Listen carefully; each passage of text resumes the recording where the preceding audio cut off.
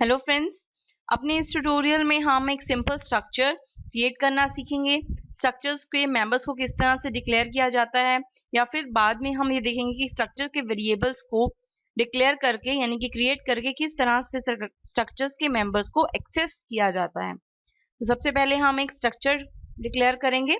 Structure को declare करने के लिए हमें स्ट्रक्ट कीवर्ड की जरूरत होती है। हमने लिखा है स्ट्रक्ट, एक स्पेस दिया है, फिर उस स्ट्रक्चर का नाम देंगे।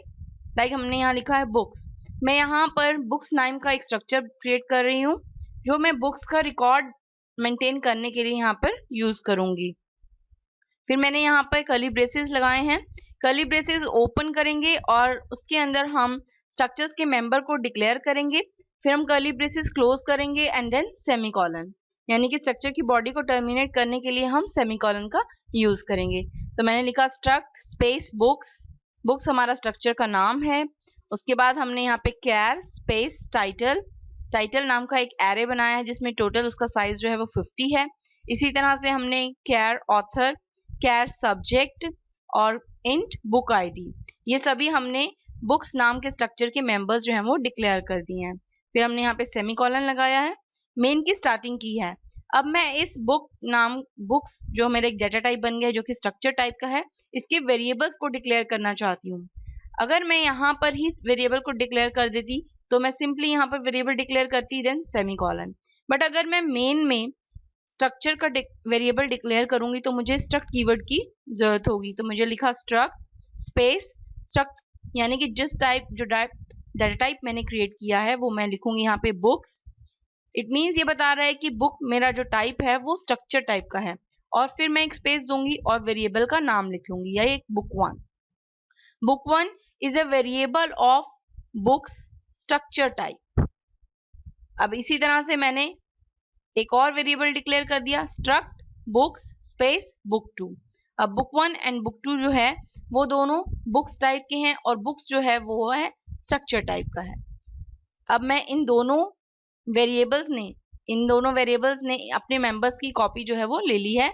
लाइक बुक वन ने भी सभी मेंबर्स ले लिए और बुक टू ने भी सभी मेंबर्स जो है वो ले लिए, यानी कि इन दोनों के लिए अलग अलग इन दोनों ने अपने मेंबर्स को यहाँ पर ले लिया है।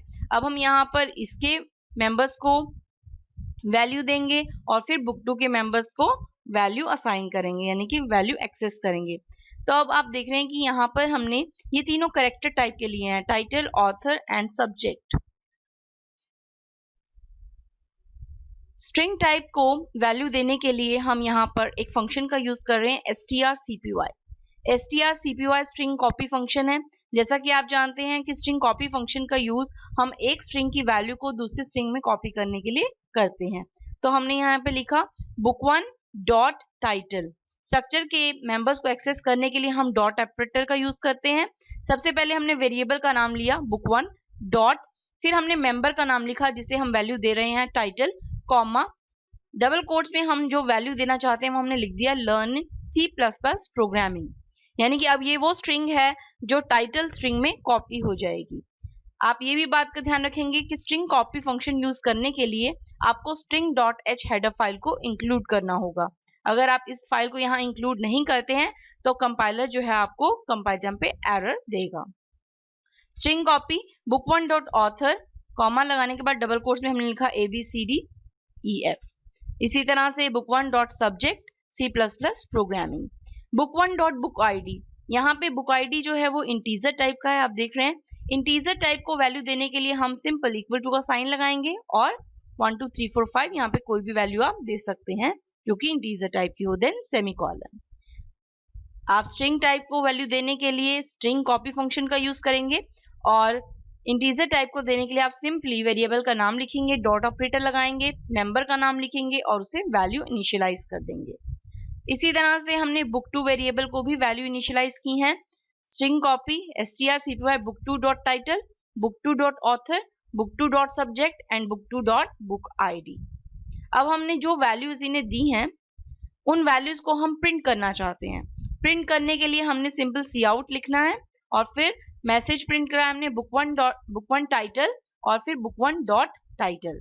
इसी तरह से book one dot author, book one dot subject, book one dot book ID. Book 1 की वैल्यूज प्रिंट करवाने के बाद हमने बुक 2 के लिए भी ऐसे ही लिखा है, cout book 2 dot title, book 2 dot author, book 2 dot subject and book 2 dot book ID. ये हमारा एक सिंपल स्ट्रक्चर का प्रोग्राम है। हमने सबसे पहले स्ट्रक्चर को डिक्लेयर किया है, फिर उसके मेंबर्स को डिक्लेयर किया, मेंबर्स के बाद स्ट्रक्चर के वेरिएबल्स डिक्लेयर किए हैं, 2 बुक 1 और बुक 2, फिर हमने उनको वैल्यू इनिशियलाइज की है उनके मेंबर्स को, और उन वेरिएबल्स की वैल्यू को हमने प्रिंट करवा दिया है। अब हम इस प्रोग्राम को कंट्रोल एस से सेव कर लेते हैं, F9 से इसे कंपाइल करते हैं, कंपाइल करने के बाद F10 से इसे रन कर लेते हैं।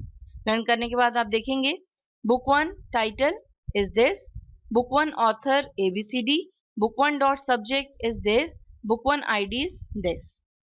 फिर एक लाइन का स्पेस आया है, book 2 title, book 2 author, book 2 subject and book 2 ID।